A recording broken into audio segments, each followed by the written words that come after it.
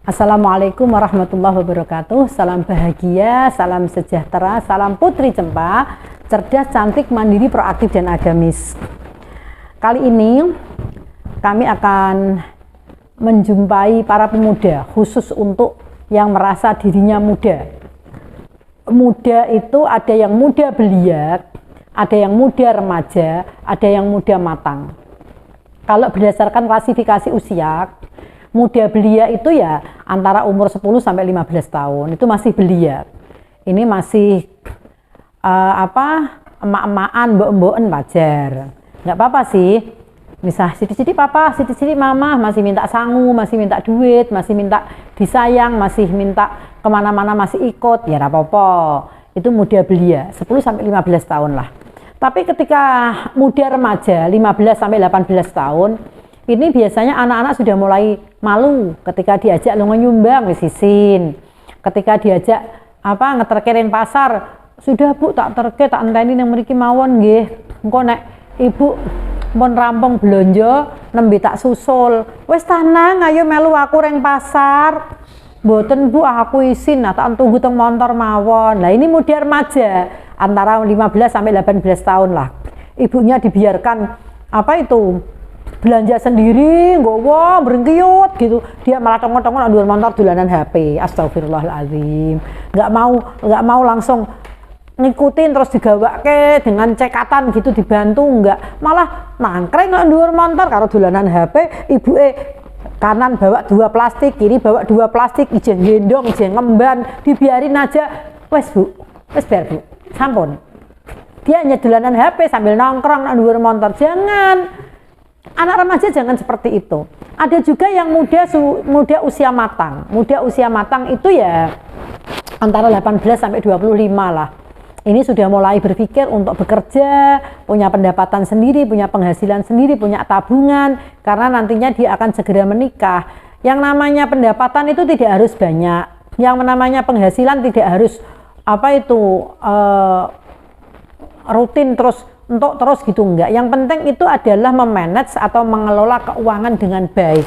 Nah, pemuda atau pemudi, ini saya sampaikan pemuda atau pemudi yang masih usia belia, remaja atau usia matang, itu tentu berbeda cara pola pikirnya dan cara penyikapannya. Kalau di usia belia, oke lah, sidik-sidik masih minta uang sama orang tuanya.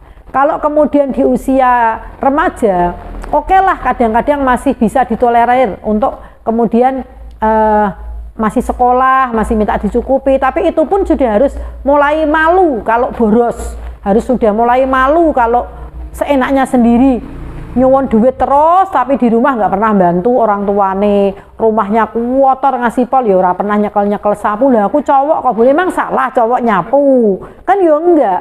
Lu aku cewek kok Bu, masa aku cewek bener kayak kenteng. Memang salah kalau misalnya ada kenteng melorot si cewek naik ke atap, enggak ada yang salah. Nah, niatnya kan membantu orang tua, enggak masalah dong. Niatnya membantu orang tua lo sayang, enggak masalah. Kalau yang sudah muda usia matang, nah ini beda. Muda usia matang, meskipun kita kuliah, tapi sepanjang kita mampu mencari tambahan penghasilan, silahkan dilakukan dalam jalan yang benar. Jadi banyak sekali, meskipun anaknya orang kaya, kalau kita melihat di beberapa tontonan YouTube atau sebagainya, kuliah di luar negeri, artis-artis ternyata di sana kerja di rumah makan cuci piring misalnya. Ya enggak apa-apa, wong itu halal kok. Kan menguji mental. Ada loh beberapa orang yang ngamen di pinggir jalan di lampu merah ternyata anaknya orang kaya. Loh, kamu tuh kan anaknya orang mampu, kenapa kok ngamen begini? Enggak apa-apa Bu, saya latihan mental kok. Bahwa saya siap menghadapi tantangan kehidupan. Jos luar biasa. Jadi tidak semuanya pengamen itu terus nggak punya duit atau dia menguji mental. Setelah dari ngamen, dia dapat uang dibagi-bagikan ke teman-temannya atau tetangga-tetangganya nggak mampu, tambah jempol 4. Jadi dia ngamen, menguji mental, dapat uang dibagi-bagikan, disedekahkan, ya nggak apa-apa, namanya menguji mental. Itulah pentingnya menjadi generasi muda. Sehingga kemajuan sebuah daerah, kemajuan sebuah kawasan, kota, kabupaten, negara itu tergantung pemudanya. Kita ingat ada Sumpah Pemuda 28 Oktober yang dikomandani oleh para pemuda di eranya itu. Mereka bersumpah untuk kemerdekaan bangsa Indonesia. Kita satu bahasa, semuanya untuk Indonesia.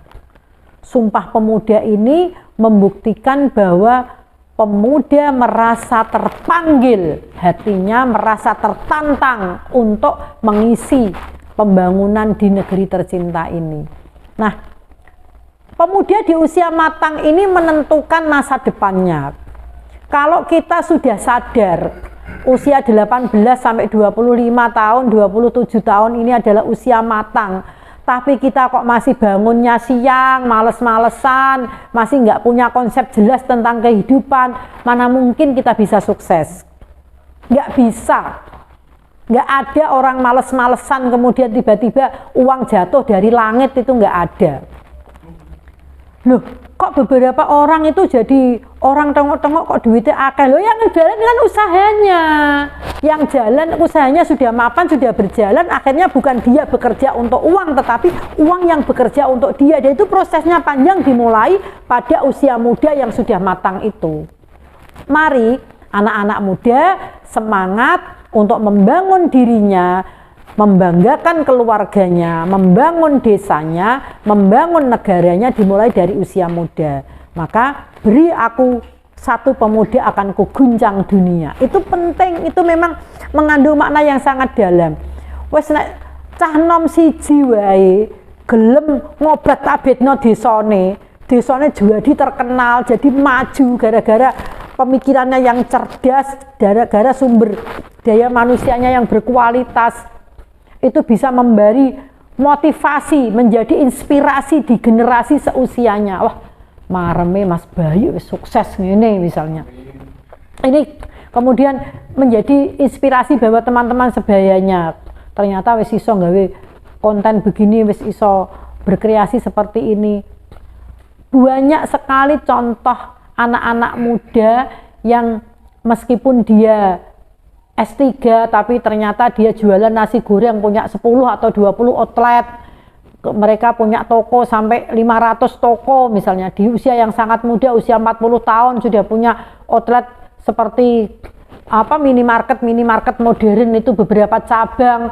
Mereka merintisnya 7 atau 8 tahun, sekarang kipas-kipas hanya liburan ke luar negeri, duitnya setiap hari mengalir. Saya pernah punya teman di Semarang itu asli orang Kudus tapi sudah lama mukim di Semarang. Dia hanya jualan soto Kudus. Di semua provinsi di Indonesia dia punya outlet soto Kudus.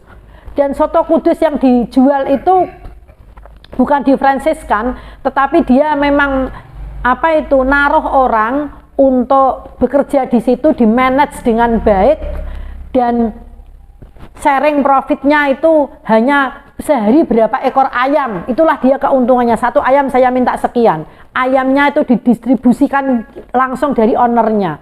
Hanya jualan soto Kudus tapi dia punya 137 outlet soto Kudus selama hampir 10 tahun dirintis. Sekarang di usia baru 39 tahun dia sudah melanglang buana kemana-mana. Yuk tak wawancari di podcast Putri Cemal. Lara usah Bu, aku kepengen di belakang layar aja kok. Yang penting hidupku bermanfaat untuk banyak orang. Aku punya karyawan hampir 400 orang. Masya Allah, karyawan tetap loh itu, belum yang tidak tetap. Dan dia sukses seperti itu ya asalnya pedagang asongan, jualan soto Kudus, pakai gerobak seperti itu, dan mereka mampu karena memang gigih. Awet usia muda itu sudah gigih. Di usia muda yang matang itu tadi kira-kira umur 22-23 dia sudah mulai usaha jualan soto Kudus. Dan teman-teman, pemuda ini memang efeknya luar biasa. Makanya yang sekarang ini masih muda, cobalah bikin hidupmu ngefek ke orang lain, bikin hidupmu berdampak ke orang lain dari hal yang paling kecil saja. Kita sering saling memotivasi teman-teman, nggak usah sing muluk-muluk. Kita sekitar kita saja, apa yang bisa kita kreasikan untuk desa kita, untuk lingkungan kita, untuk keluarga kita. Banyak sekali anak muda yang orang tuanya sudah nggak ada, tapi ternyata dia menghidupi adik-adiknya sampai mereka kuliah, sampai dia itu mengorbankan dirinya tidak kuliah, tapi dia kuliah di usianya yang sudah tua. Yang penting adik-adiknya itu sukses dulu, baru dia. Dan ternyata meskipun dia tidak sarjana, adik-adiknya kuliah S2, tapi secara finansial dia lebih mapan daripada adik-adiknya. Karena hidupnya lebih berkah. Dia menolong orang lain, dia menolong keluarganya, dia mengangkat derajat dan martabat keluarganya, begitu. Nah, anak-anak muda ini memang kalau serius mengeksplor dirinya, membangun dirinya, kemudian mau maju cara berpikirnya, sregep, cekatan, yakinlah dunia akan terguncang dimanapun dia berada. Seorang Bima saja hanya gara-gara dia berceloteh di medsos, itu efeknya luar biasa. Lampung jalannya diduandani, infrastrukturnya langsung maju. Ternyata dia di sana juga, kita sama-sama tidak tahu ya kelebihan kekurangan orang, tetapi satu hal yang dilakukan oleh seorang pemuda itu memang memberi efek yang luar biasa. Kalau kamu menjadi seorang pemuda, apa yang bisa kamu persembahkan supaya dirimu itu bisa ngefek positif ke sekelilingmu? Itu penting. Kalau kamu sekarang ini menjadi ketua Karang Taruna, kamu sekarang ini menjadi ketua OSIS, kamu sekarang ini menjadi ketua IPENU, kamu sekarang ini coba maksimalkan pengabdianmu. Apabila kamu sekarang ini tidak menjadi apa-apa, minimal kamu tahu bahwa kamu bisa bertahan untuk dirimu dan tidak merepotkan orang lain, dan mampu mempersembahkan kepada lingkunganmu dengan prestasi yang sebaik-baiknya. Pemuda itu memang penting kita motivasi. Pemuda itu memang penting kita rekrut untuk kemajuan bangsa. Jadi beri kesempatan kepada pemuda terjun untuk di dunia politik, di dunia bisnis, sosial, budaya. Beri kesempatan kepada mereka. Kita yang senior-senior jangan sampai menyepelekan. Cah nom iso apa? Enggak, justru cah nom sekarang ini melebihi sing tua-tua. Mereka paham dunia internet, mereka paham menguasai dunia dengan caranya. Jadi beri kesempatan kepada pemuda untuk meraih masa depannya sehingga bisa ngefek yang luar biasa demi kemajuan bangsa. Salam bahagia, salam sejahtera, salam Putri Cempa, cerdas, cantik, mandiri, proaktif, dan agamis. Salam pemuda, sumpah pemuda.